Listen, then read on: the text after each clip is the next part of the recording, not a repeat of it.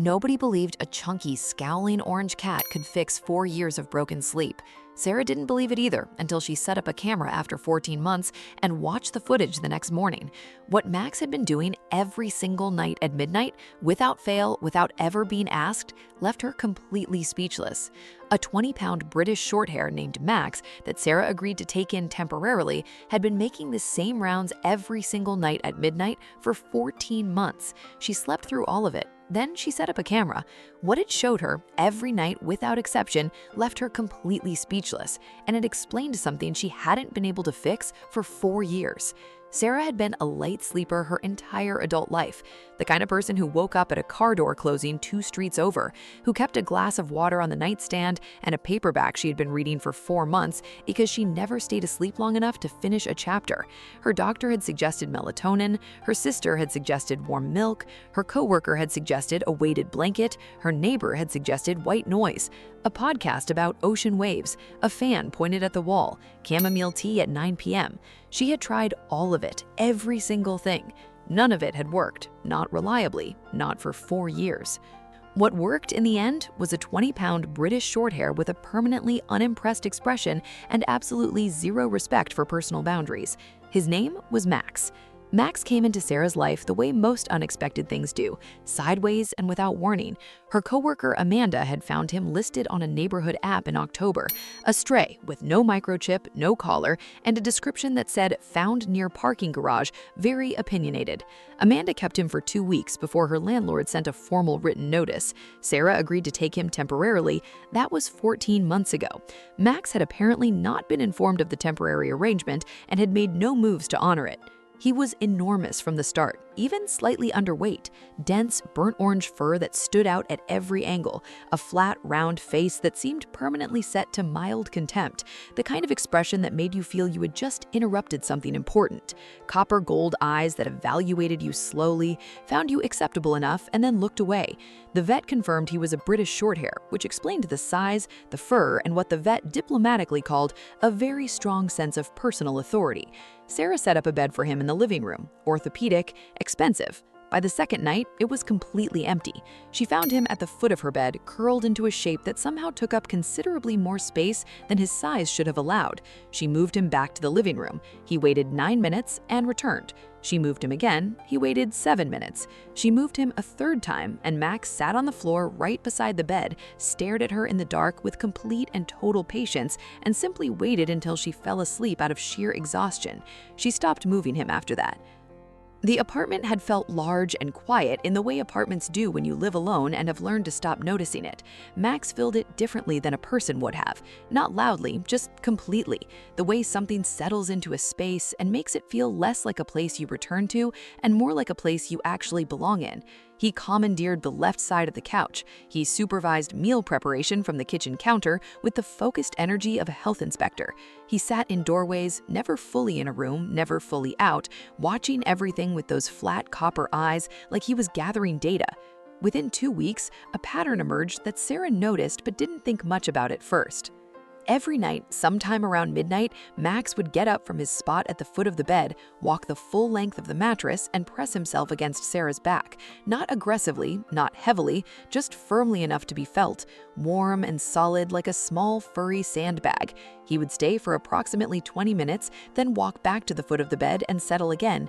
She assumed it was warmth-seeking behavior. Cats like warm spots. She was a warm spot. She told herself it was simple. She was not thinking clearly enough about the timing. Her friend Claire, who had owned cats for nearly 25 years, came over for dinner one Friday evening, and Sarah mentioned it over pasta. Claire put down her fork. "Every night at the same time?" Sarah said. "Around midnight, yes." Claire said, "And you sleep through it?" Sarah said, "That's the strange part. I always do, every single time."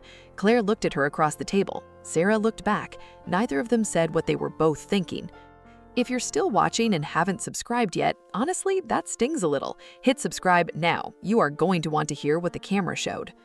Sarah had been sleeping through the night for 6 full weeks before she consciously noticed it. She hadn't taken melatonin in a month. The paperback on the nightstand had been finished and replaced with a new one, and then that one had been finished too, which had not happened in years.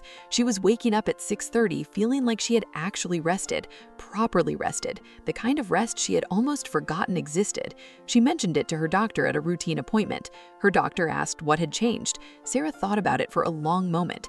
"I think," she said slowly, "it might be the cat." She set up a small camera on the dresser on a Thursday night, pointed directly at the bed. She watched the footage the next morning over her first cup of coffee, still in her robe, not yet fully awake. She almost skipped through it. She almost closed the laptop. She is glad she didn't.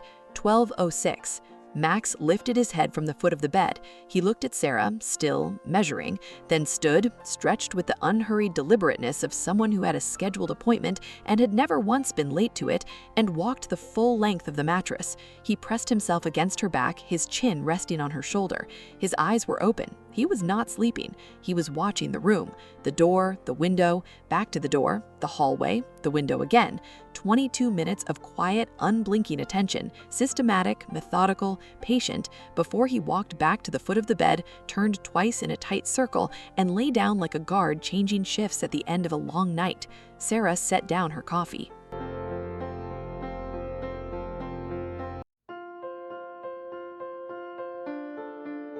She watched it again, then a third time. Then she pulled up the previous night, 12:03 a.m., same walk, same position, same 22 minutes of watching. The night before that, 12:08 a.m. She went back 2 weeks, as far as the camera would allow, every single night, never more than 9 minutes from midnight in either direction. Always the same deliberate walk, always the same position pressed against her back, always watching the room with those open copper eyes until he was satisfied that everything was safe.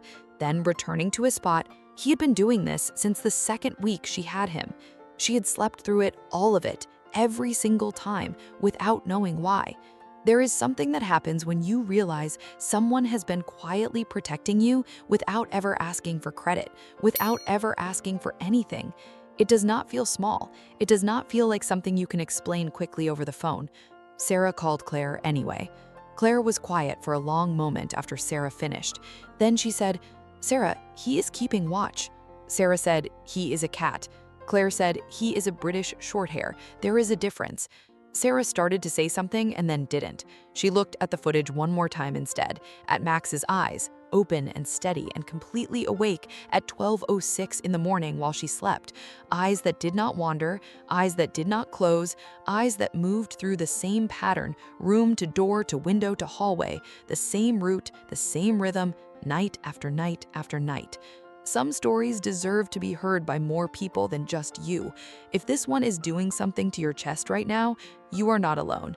She looked over at Max. He was sitting on the kitchen windowsill, monitoring the street below with the focused attention of someone managing a situation that required managing. He did not look like a cat who had appeared on a neighborhood app 14 months ago with no history and no plan. He looked like someone who had walked into a household, assessed what was missing, and quietly, without ceremony, without explanation, taken charge of the parts he could fix. She had not slept reliably in 4 years. Then a 20-pound British Shorthair with a permanent scowl and copper gold eyes showed up, decided midnight rounds were part of the arrangement, and fixed it, without being asked, without being thanked, without ever once making it about himself. He just did it. The same way he had decided the couch was his, the same way he had decided the foot of his bed was where he belonged. He had looked at the situation, made a choice, and committed to it fully every single night for 14 months. Max is 4 years old now, or somewhere close to it. He weighs exactly 20 pounds. He has never once used the bed Sarah bought for the living room. It has become a surface for his toys, which he moves around the apartment according to a system only he understands. He still makes his midnight rounds without fail.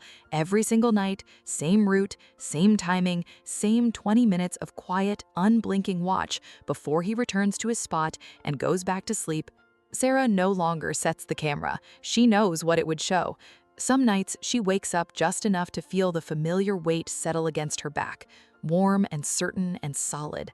She doesn't open her eyes. She just lies there and feels him, steady, present, completely sure of himself, doing what he decided was his job on the second night in a home he was only supposed to stay in temporarily. She never did find out where he came from before that listing in October. No microchip, no records, no previous owner who ever came forward. She has stopped trying to find out. It doesn't seem to matter anymore. Some arrivals don't come with explanations. They come with timing. They come when something in a house is not quite right, and they find the thing that needs fixing, and they fix it without making a speech about it. Max found the silence. He found the 2 a.m. wake-ups and the unfinished books and the glass of water on the nightstand. He found 4 years of nights that never quite worked. And somewhere in the second week, between one midnight and the next, he decided that was going to change. He is exactly where he decided to be. And so, finally, is she. Would you have kept him, or would you have found him another home? Tell me in the comments.